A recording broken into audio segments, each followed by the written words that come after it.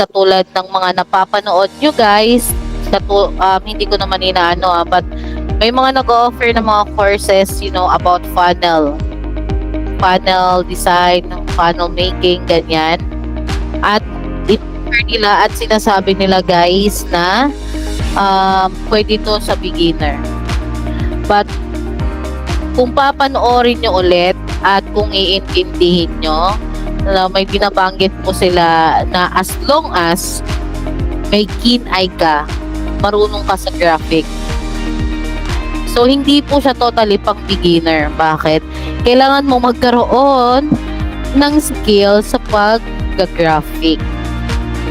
Kasi kung hindi ka po marunong mag-graphic, nagdiretso ka po sa pag-create ng funnel, is mahihirapan ka. Okay? So, naiintindihan lang yung share ko.